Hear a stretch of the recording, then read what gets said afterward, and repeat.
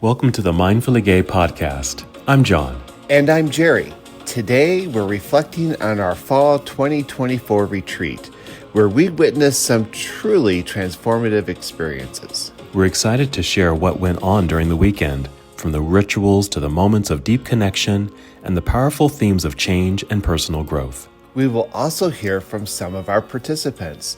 They will share what resonated with them during the retreat. Let's get into it. Whether you were there or just curious about what goes into a Mindfully Gay retreat, this episode has something for everyone.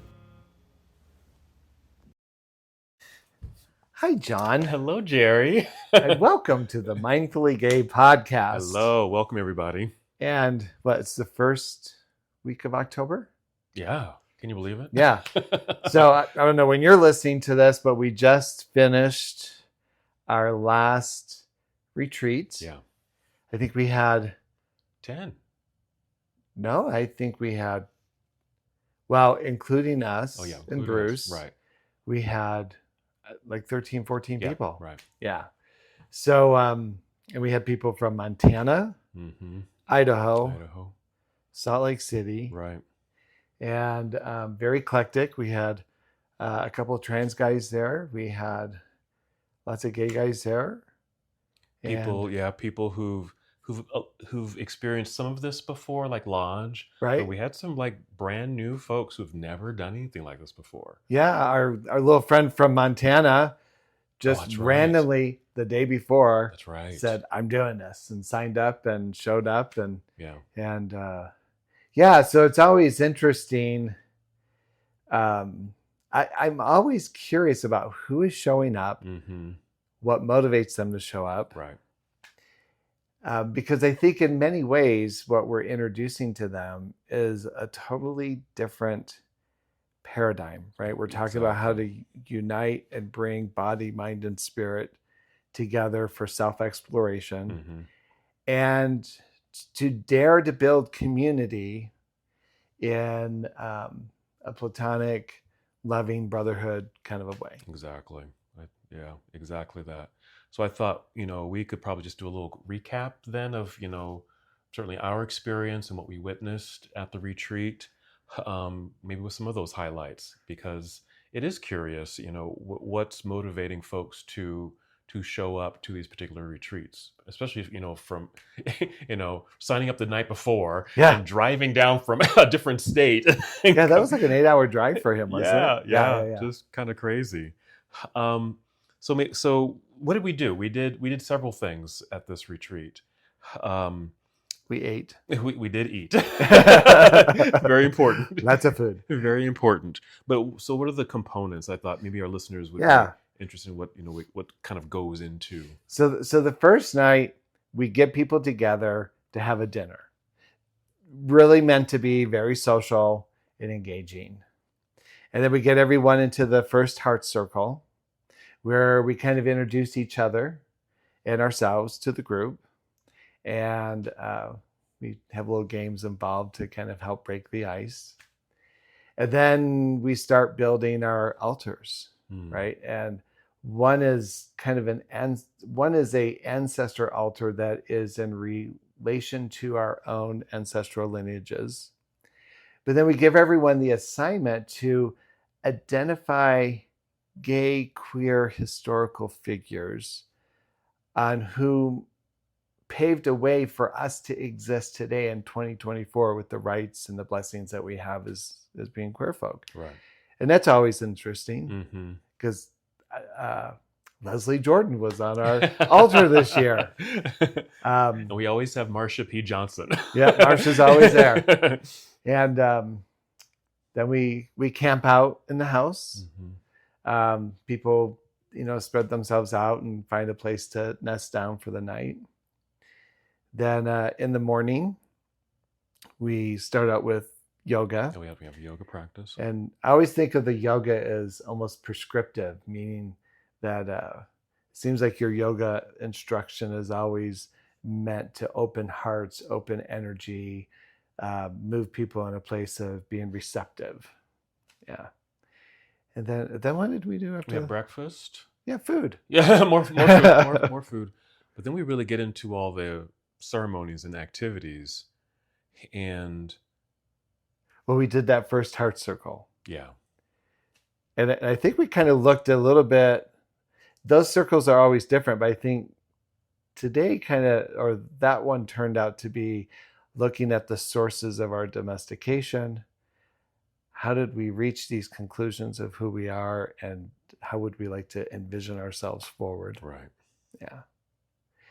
And then was it the mineral exercise? Yeah. So we brought out an elemental ritual, which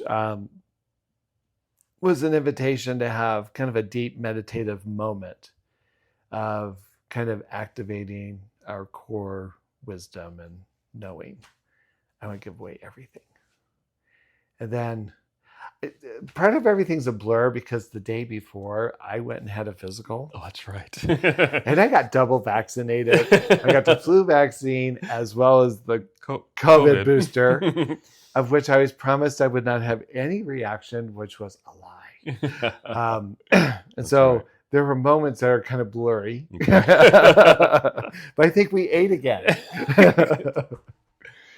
We did something, we'll certainly go back and talk details with some of these things, but, we did the ancestor burning, Oh, that's right. which Yes. is always one of my favorite ceremonial pieces that we do.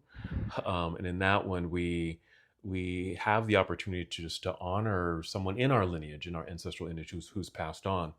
And we create a plate of food. We build an altar out on the fire pit, and it's like a dining room table, right? And we have an opportunity individually to speak to that ancestor, to speak to that person, and offer them some food and offer it onto the altar there. And then at the end, after everyone's got an opportunity to do that, we set that on fire, and that's the Yeah. offering. That's one of my favorites. Yeah, and I noticed in some of our exit interviews, people seem really impacted. And it never occurred to me until I was hearing this in the interviews, right? That our culture buries people and forgets about them. Yes. Except on Memorial Day. Yes. And in a lot of indigenous cultures, a relationship with your ancestors is an ongoing source of connection and inspiration. And so, like the Dagra people that, from Africa, they're in constant communication and connection with the ancestors and trying to figure out how do we satisfy the needs of the other side as well as our own. And it's reciprocal. As we acknowledge them, they help us. Right. And that's very true in a lot of these traditions. And that's what I was kind of hearing, is people seemed kind of relieved at the idea that they had permission to connect to grandma and grandpa. Right. And this is what really, I think, struck me for the entire retreat, I think, was that comment. One of the participants talked about just kind of the norm, air quotes, of, how we deal with death, especially when it's a family member. Yeah, there's the death, a funeral, maybe a wake that goes along with that, and then it's done, and then they're kind of forgotten until maybe the anniversary of their death, or like Memorial Day or something. Yeah. And you go to the grave and put your flowers. But other than that, you really don't talk about, certainly not talk with, that ancestor. And I think for me, the retreat really settled around that experience, because this was, I think, very, very new to people, especially queer men. Yeah. Like, this is just something that we just don't do or even think about doing. And to be able to introduce this to this group was meaningful to me, and I'm hoping it was meaningful to them. Yeah. That, because each exercise, I think, was really set up in regards to, kind of these ancestral technologies, really, even with the mineral work, with the rocks, getting into our bones, Yeah. and our DNA, that we have these connections to, past generations and beyond, and to experience that and to cognitively, let that sink in, like, yes, we have this connection, and to reinforce that with the altar setting, presenting someone who's passed on in our lineage. And then I think a very important piece, which you mentioned, was, someone in our gay history. That they don't necessarily have to be in our lineage, but just someone, an icon of sorts, Yeah. who maybe who have paved the way for us as queer men. Um, and then of course the ancestor burning, and then we finish with the uh, the lodge, which is, I think, deep spiritual ancestral work. So I'm hoping that our participants really see the significance and the importance and the accessibility um, of ancestral work. Let's hear some reactions from some of our participants. This is Tim, Rolly, and Andy. My name is Tim, and I am from Sugar House, Liberty Heights. Scottish German background, if you want to know. And I just arrived here. I've had a really busy week at work, and right now I'm feeling relaxed and grateful to be in this wonderful space.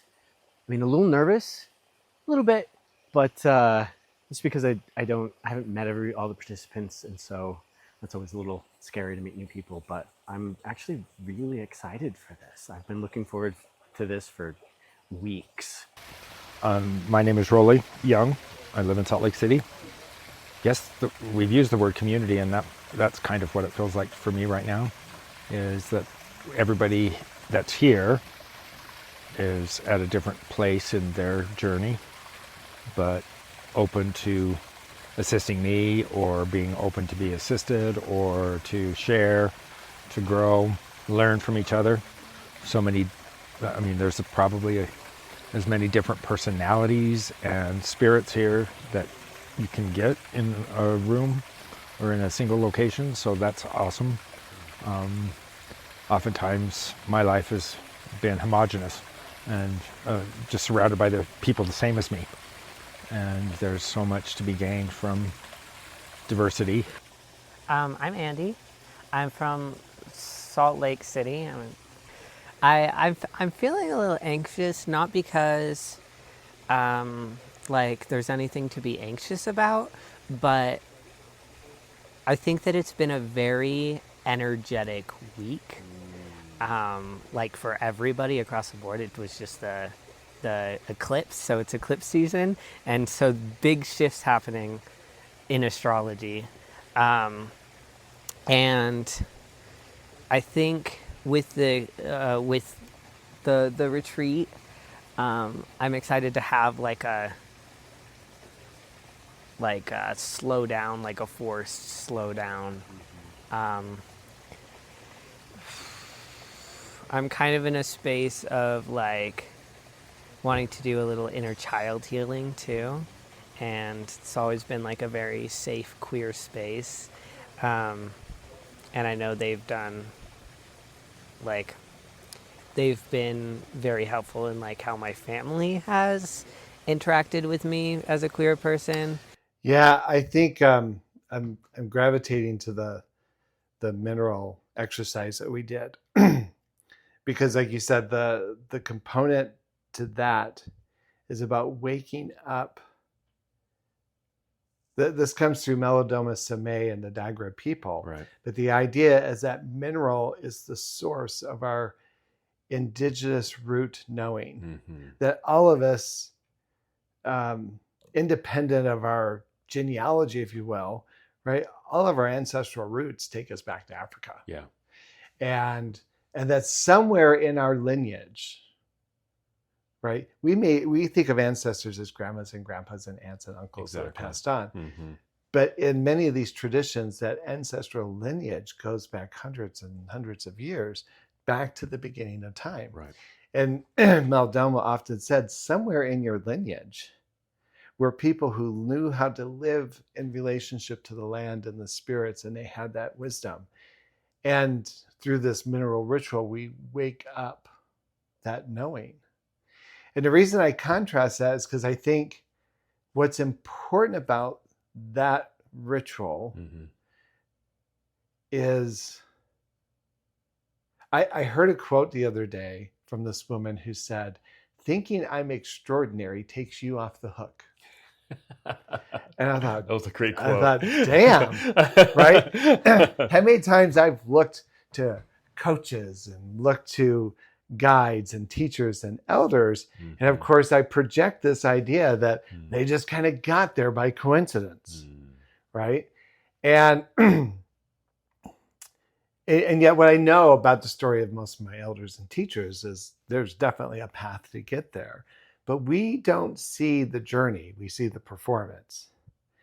And what I would not want people to get from the podcast or from the retreats is that I think the transparency issue of this podcast is to demonstrate that we're all doing our work. Yeah.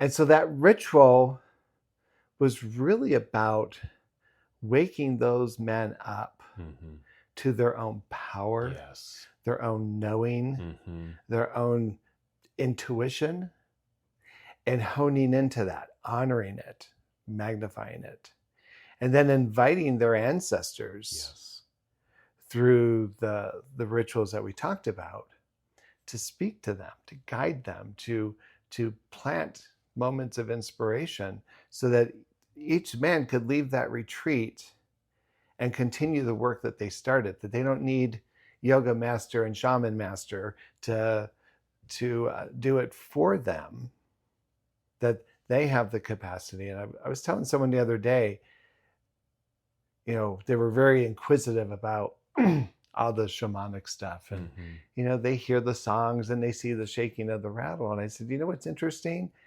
It's very few of my elders has spent time detailing the instructions of how to do the ritual. But the invitation has been to do the inner work, to clear the vessel, to be able to receive, to be able to hear my own voice, to be able to hear the voice of the ancestors. It's like this lesson in listening. Yeah. Right? I think you could probably speak more to this, but I think what I find, if I'm doing yoga right, what I notice is that my focus goes in a particular direction and trajectory.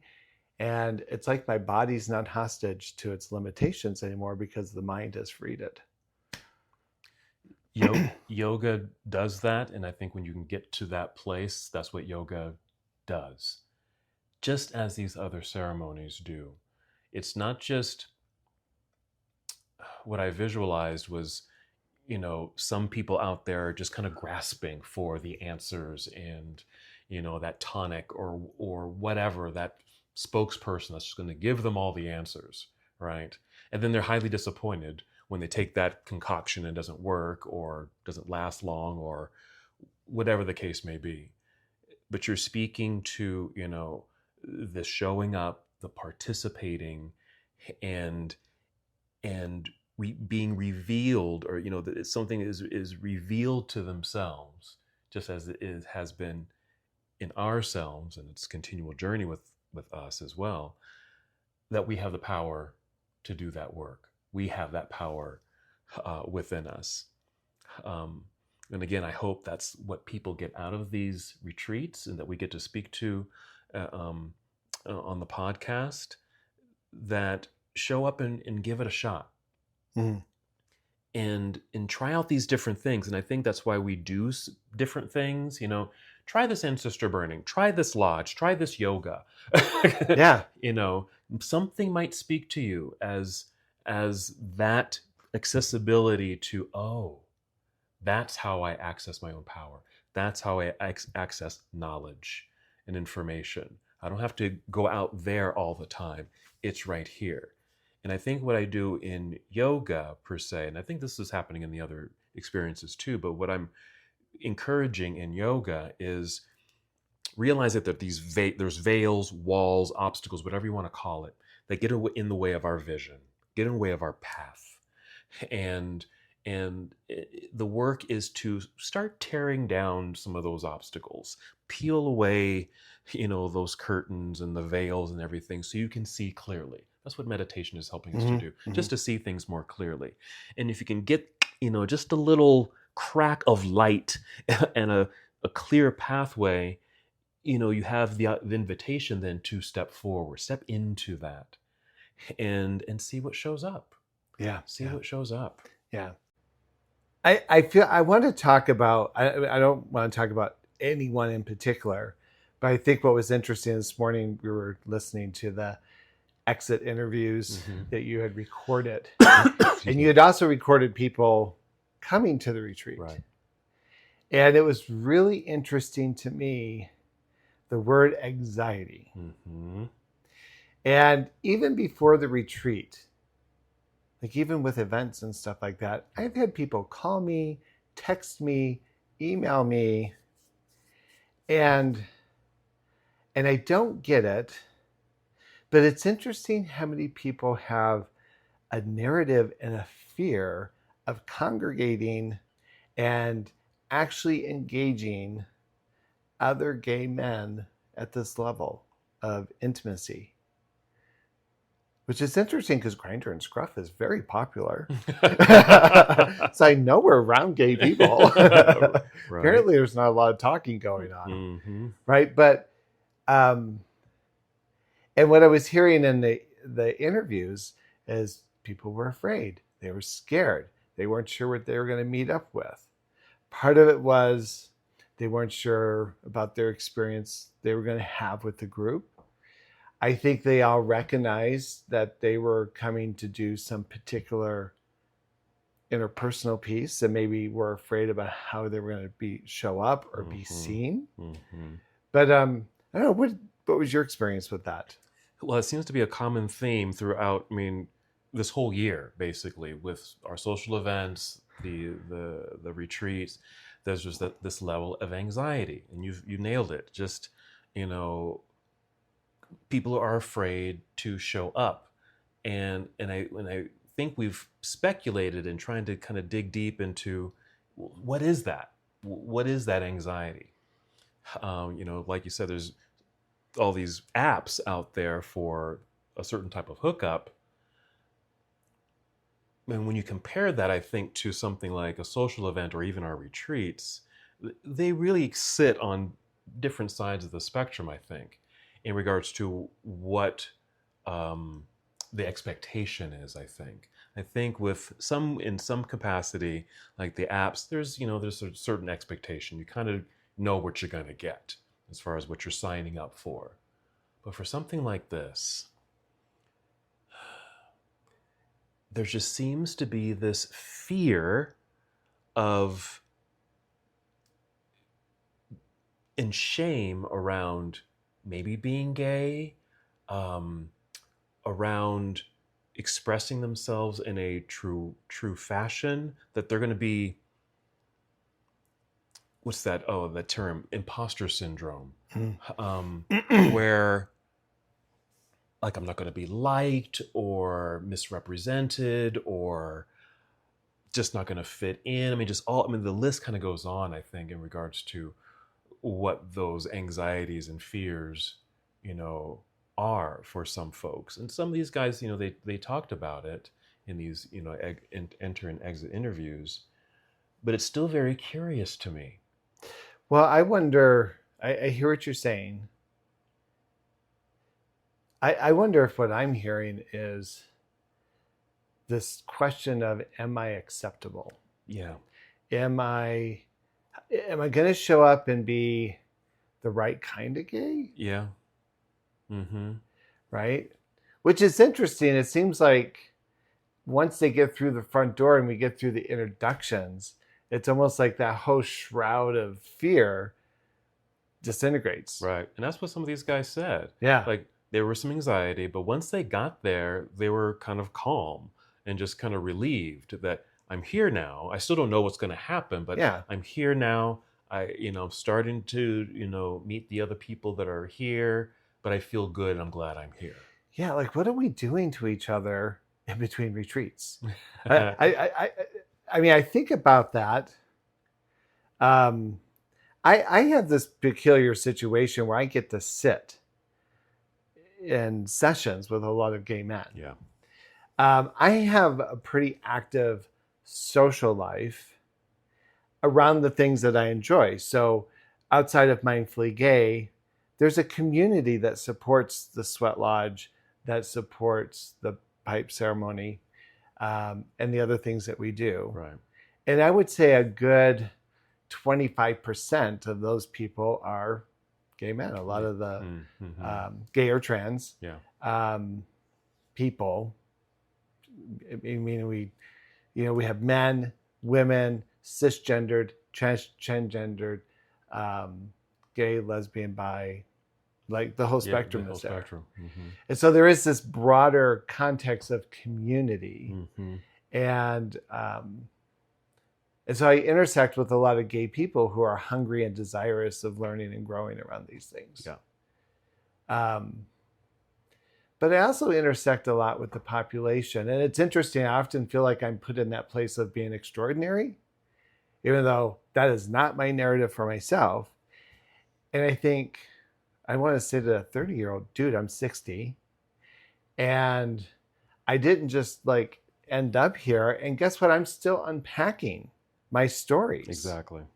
I'm still unpacking the question of being good enough. I'm unpacking what's my relevance at this point in my life versus what it was in my 30s, 40s, and 50s, right?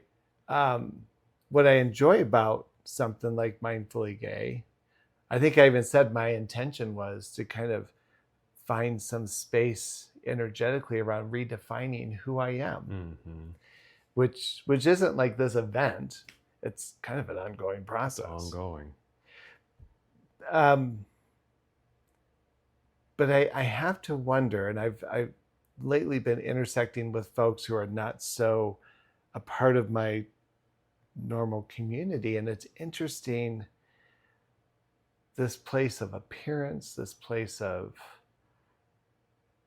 the bodies that get privileged, the colors that get privileged, the layers of masculinity and femininity that get, it's interesting how those things kind of play out. I would say there's an interest, my observation is that I see a particular group of people who push those kind of agendas because of their immaturity. But what's interesting is how many people play into it. I want your acceptance. I want you to see me because I think you have something that I don't have. Is that just crazy me or what? No, I think you're hitting something that people are experiencing, that they have, like what I said earlier, people are looking outside of themselves for that answer and that acceptance and that relevance, where we're just, I don't know how to say it, but we're just guides in a way, and we're certainly on the journey too, just to show them here's an opportunity for you to not always look on the outside, but look on the inside, and that you are relevant, you are important, you are accepted, and to live authentically and tap into what that is for you. Because if we're just, and like you said, we are, buying into all of that stuff out there, and we clearly see it. We just buy into it because I think that's just normal. I think that's just become the norm for a lot of folks, living in our own traumas and just kind of living it out, right? and not really taking the time and the resources to let me sit and do this work. Let me sit and figure out what this is. Yeah. It's just more comfortable and it's easier just to kind of ride that trauma. That's what they know. They know the anxiety, they know the fear. I'm just going to do it that way and just continue to complain about it. That's just the cycle. And unfortunately, some people just get trapped in that cycle and can't get out. Yeah. Until maybe they've stumbled across a podcast like this, or a person that, hey, how'd you like to go to this retreat with me or this event with me? I'm going to this heart circle. I haven't been, but it'd be interesting to check this out and see what's involved. I think we're providing, those little nuggets, hopefully, Yeah, that people can, oh, what's that? That's shiny and attractive. and try this out. But you're right. People are just stuck in this loop. Yeah, we can lay out the bait, Mm-hmm. but people still have to take You it. got to take the bait. And you just did this roller skating event, Mm-hmm. and I know a young man who showed up at that event Mm-hmm. who agonized Mm. about showing up, Really? terrified at the whole idea, because I don't even know that he could pinpoint the fear. So I shamed him into going. But in spending some time processing, he found the courage to sign up and to go. And I got to talk to him a few days afterwards. Uh-huh. And he was so energized by the experience. And then the little bitch said, "How come there aren't more activities on the schedule?" I'm like, "Well, I'm working on it." Hang on. Doing our best. This is a free thing we're doing, right? But it was interesting, Mhm. right? It was kind of like this infectious thing. And Yeah. one thing I heard in the interviews with the retreat folks is a couple of guys had been to some heart circles and they Yeah. had been to some other events. And that's where the theme of communities showed up, Mhm. is whether they understood what was happening at the retreat or not, what they did get was a sense of connectedness, community. I think one of the participants said, I feel like I can pick up a phone and talk to someone. Mhm. And I would say that's the other thing I hear is how many gay men have lots of women friends, Mhm. Right. but they're very insulated from any gay camaraderie Yeah. and connectedness. Mhm. And that was the one comment I liked in the interview is I feel like I can pick up the phone. And I thought, well, good. Yeah. Pick it up. Yeah. Yeah. Yeah. If anything, if it wasn't profound, enlightenment after this retreat, it was, at least these guys took the bait. They showed up.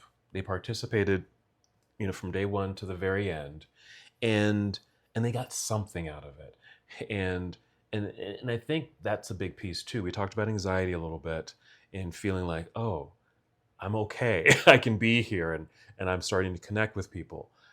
And yeah, building community. I don't know about you, but every time we do an event, every time we do a retreat, even though we're the master of ceremonies, I have anxiety. I do too. I think, I got to vacuum the floor. I got to clean, right? Is the house clean enough? Do I have enough refreshments? Oh my gosh, when they walk through the door, what are we going to talk about? Mhm. I mean, guess what? I have that anxiety too. Yeah, yeah. I think I'm a little bit more practiced at challenging myself through it. Mhm. Um, Yeah, because I think we're used to this. I think we know what to do with that anxiety. yeah, We can it can show up. We can even honor it and just acknowledge it, and know that we're gonna, we'll get past that. It's not going to hinder us in the work that we do. And I'll be honest too, because I think we had the conversation before the retreat. Just cosmically, some odd things were going on. Just eclipses and things like that. And I know we were vaccines. just vaccines and just stuff was happening. And my energy was just so low and just was sliding. Yeah, And I was like, Jerry, honestly, I don't want to show up. I am, but I don't want to, yeah. and so I was sitting with that. I was like, girl, get your ass over here now. I know. I mean, I wasn't going to bail because I knew that once I'm there, it's going to be fine. But I was concerned about, showing up, being able to hold space and be authentic with this kind of cloudiness that was just kind of hovering over me. But I have to say, at the end of the retreat, I felt so much better. Like, oh my gosh, I'm so glad I got to participate in this, because it's always good medicine for me when we do this. So it was quite remarkable. So I'm hoping that the folks that did participate got something out of it. Again, it may not have been this revelation of things, but if it was just, hey, I feel like I can pick up the phone and call one of these guys. Yeah. box checked. We did our work, we did our job, and they did too. Well, if you remember the guy from Montana, Mm-hmm. one of the reasons he came out, he said, I just have a hard time finding other men who are willing to practice mindfulness. Mm-hmm. And the guy from Idaho, right? His issue was, I'm having a hard time connecting with my community in Idaho because it doesn't feel like anyone's there to have these conversations. Yeah. I think someone else said, I'm in this climate where everything is kind of homogenous. I'm with the same people all the time. Yeah. And needed to step out of that and just kind of get something that felt fresh and new. Yeah. After the retreat, we asked some of the participants what resonated with them. Here's Taylor and Rolly.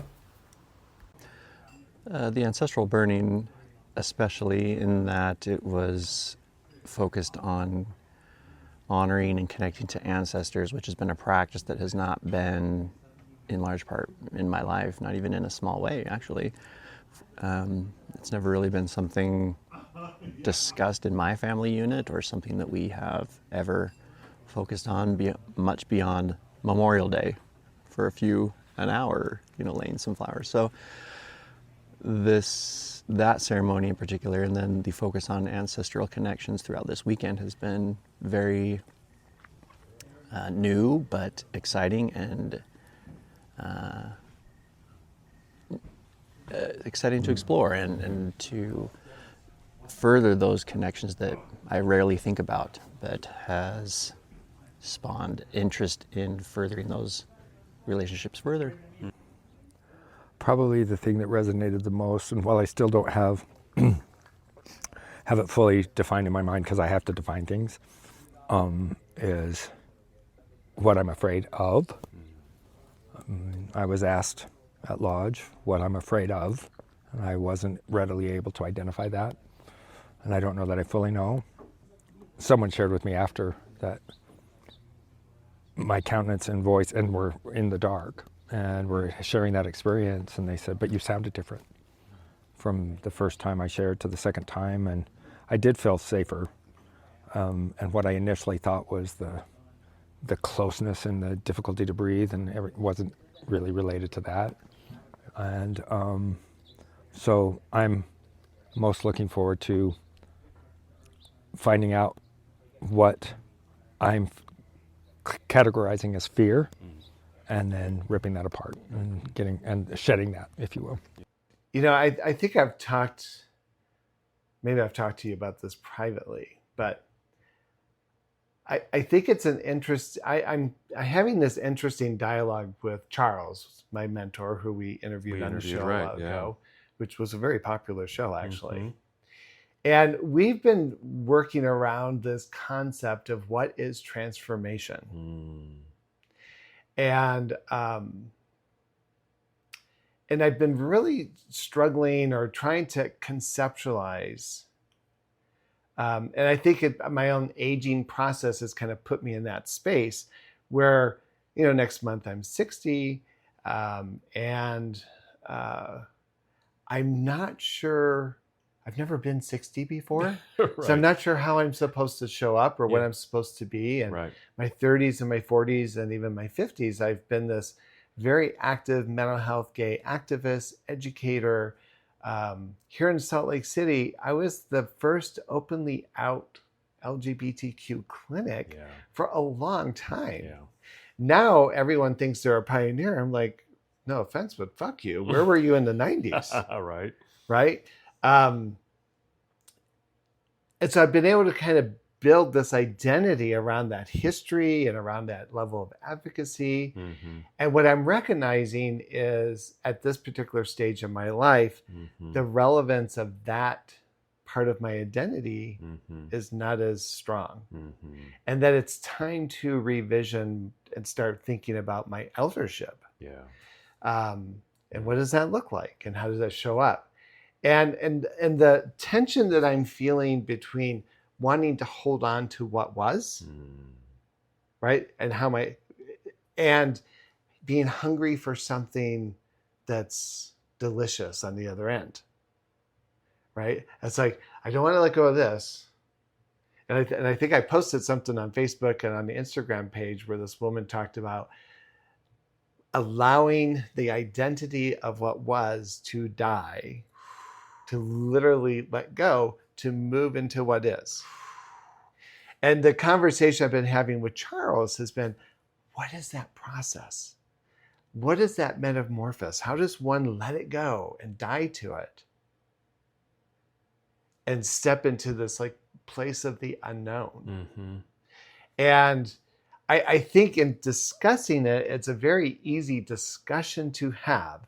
The practicalities are immense. Yeah. And frankly, I don't think psychotherapy, ironically enough, and is the mechanism. I think it's part of the tool. It's part of the, yeah. But I do believe that these rites of initiations, these ceremonies, these processes of catalyst often put us in a place outside of the history and the ordinary into the extraordinary. Mm-hmm. And I think that's the dilemma I see in the gay community that I'm interacting with, is we've become really complacent in the place of victim, and we feel as if our circumstances are defined by those around us. And there is a hesitation and an anxiety about letting go of the past, letting go of the identity of victim, and to step into this newer place of self-engineering my outcome, being in charge, deliberately stepping out of the norms. It's interesting, we complain about the norms that heterosexuality has put on us, but we fucking do it to ourselves. We're doing it to ourselves. We create this norm Yeah. about, well, gay is a six-pack, and gay is this, and gay is that. And it's like, it's no. Right, right. It can be that for you. You can be right. But what if I want to see it as a magical place? Mm-hmm. What if I want to see it as queer folks have showed up, it's kind of like midwives to processes and all these other cultures. They've channeled the medicines for the people. How's that different in Utah? Yeah. What's fascinating, I'm just thinking about, your transformation and continual transformation and the realization that that's happening, especially as you're kind of stepping into a new era for yourself. I'm just trying to think, what if you, Jerry, were coming to this retreat, and hoping for some kind of shift and change. But I'm thinking about Jerry a year ago, because you were in a very different place a year ago. I think you talked about just, this is before, well, maybe more, almost like 2 years probably, have kind of settled into, well, this is what I do as a therapist. I do this community work, this ritual work, and just kind of got complacent maybe with that's what I am, that's what I do. And I'm old and fat. And that became, and Yeah. maybe that was part of your narrative for that time, but then something shifted, something changed. You got into this fitness routine, changed your diet. And as that was slowly kind of changing your insides, something was also changing here in the head and also in the heart, and starting to see your own pathway shift and change. Like in the yoga, the veil was being lifted. Yeah, yeah. Do you know, I'm being facetious, but as I lost all that weight, it's almost like the weight was trapping the stories of body image. Absolutely. Because I went through this interesting process where I never even knew I had like shame about my body. And as it started to change, I was like those fat cells were holding on to something. Mm-hmm.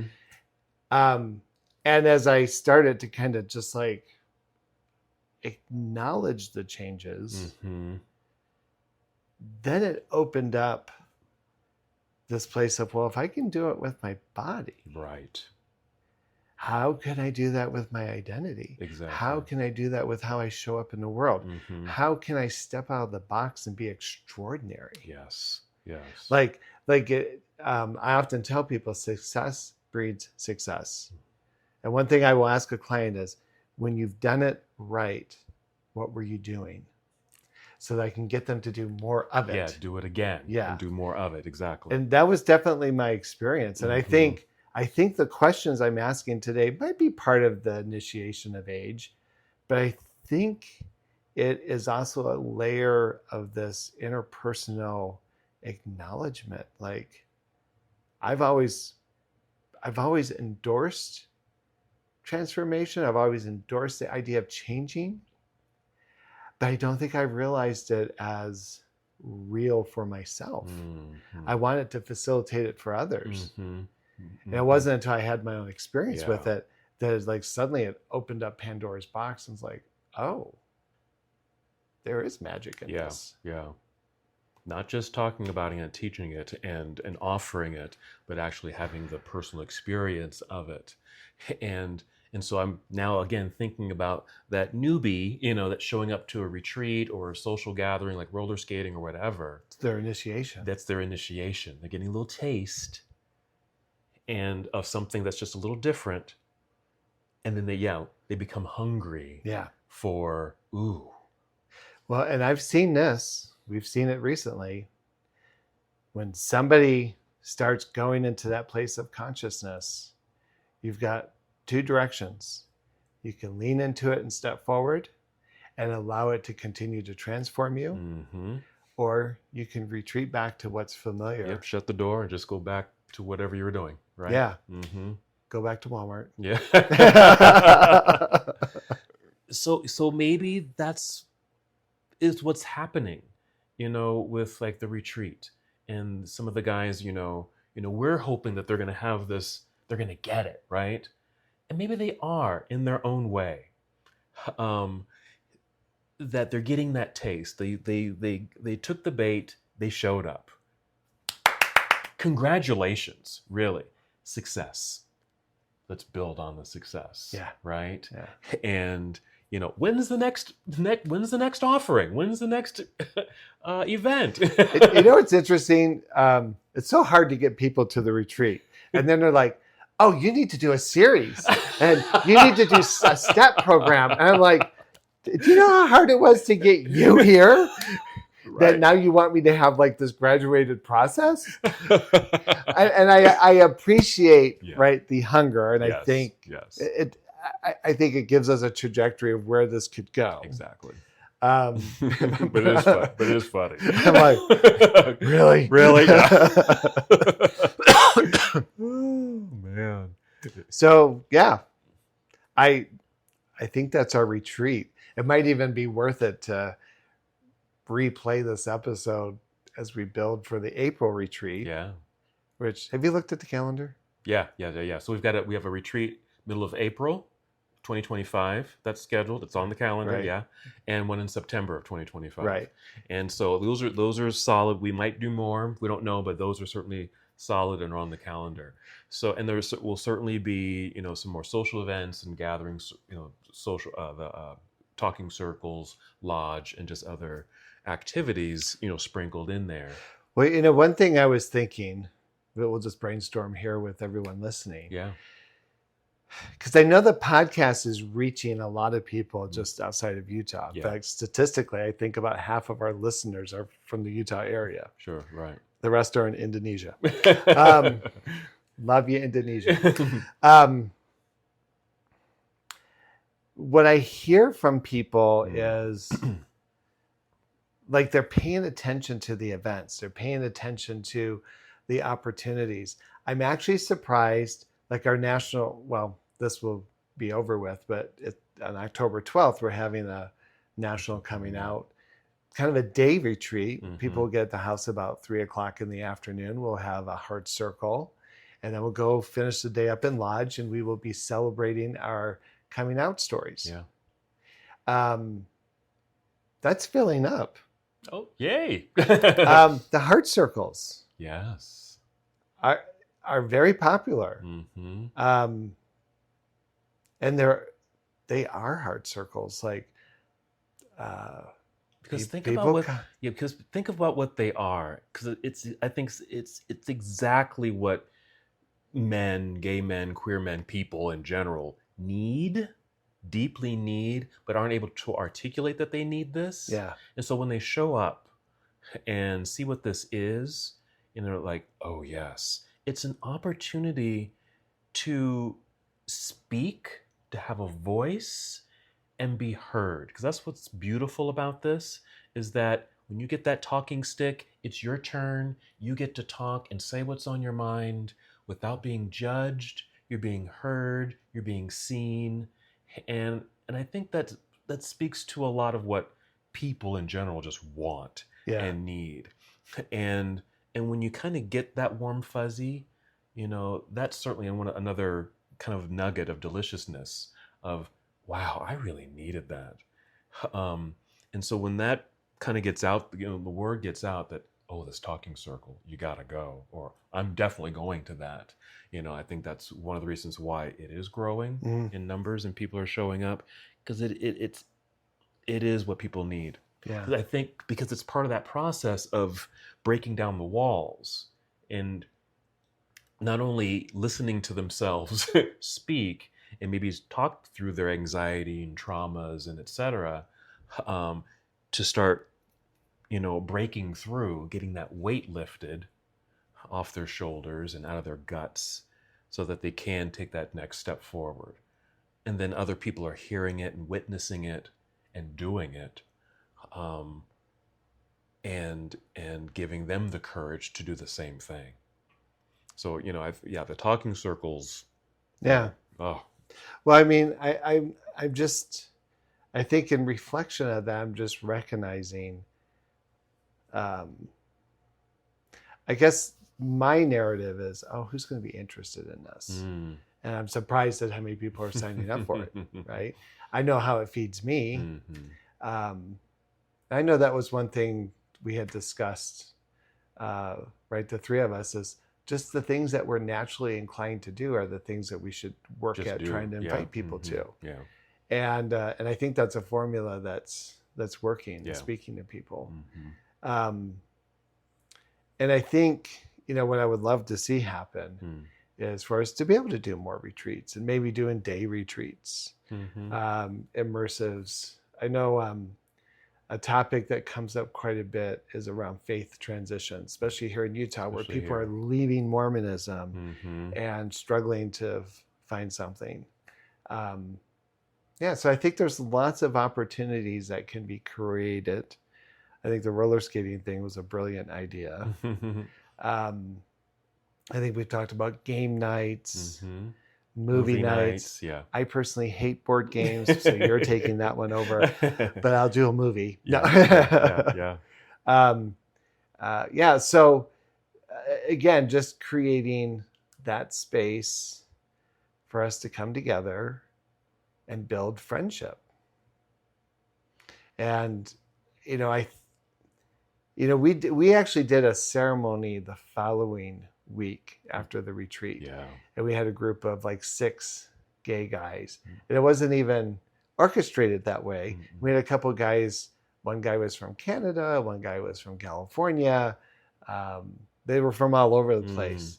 But somebody made the observation, and this was not mindfully gay related, but as we were in our little talking circle, they said how nurturing it was to be sitting with other gay men having these intimate, vulnerable conversations. Mm-hmm.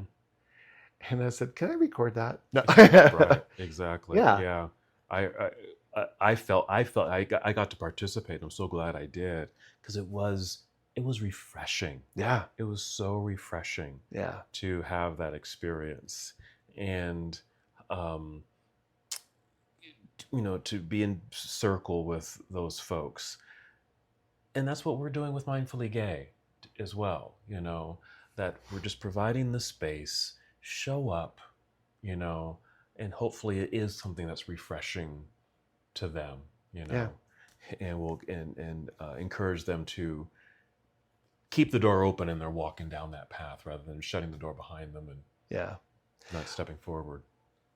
Yeah. I think, I think we've done a pretty good job of talking about this. I think I'm really interested about what our next podcast is going to be, because we're going to be interviewing someone who has a history of having facilitated conversion therapy, who is now an openly gay man, so self-accepting, and he's agreed to come and sit with us and to kind of have a process, partly an accounting for what he did, but to also talk about his journey of coming into who he is, and very much raw in his process. And as I think about this, I think how powerful it's going to be for the listeners who may be triggered by some of the things that he talks about, but can also kind of actively witness the power of mindfully coming to terms with who you are. Yeah. So, good. Yeah. So I think that's it. Thank you so much for listening. We've got more events on the calendar and more will be showing up. Check your calendars for even April of 2025, September of 2025. If the retreat has been something that you've been thinking about and it's just been nagging at you and you want to participate, just get it into your calendar, register, come join us. But to practice a little bit of that, come up to one of our, day, social events, or a talking circle, a sweat lodge. We'd love to have you. And I think, like we've been saying, it's, keep building on your own successes. The success may feel small, but it can be quite profound. And we can celebrate that. We want to celebrate that with you. And so you can continue your journey forward to become who you really want to be fully yourself, authentic, free, open, so you can step into your next era, as Mr. Jerry Bowie is going to be doing very soon. Yay! A new era in his prime time in life. So again, thank you so much, and we will see you next time on the Mindfully Gay podcast. Thank you for tuning in to this episode of the Mindfully Gay podcast. We hope you found something valuable in our recap of the fall retreat. And we want to leave you with a little homework assignment. Take some time to reflect on a personal transformation you've gone through, big or small. Journal about what helped you make that shift and what doors of opportunity it opened for you. We'd love to hear about your stories. Share them with us over on Instagram at mindfully_gay. And don't forget to visit mindfullygay.com for updates on upcoming free social events.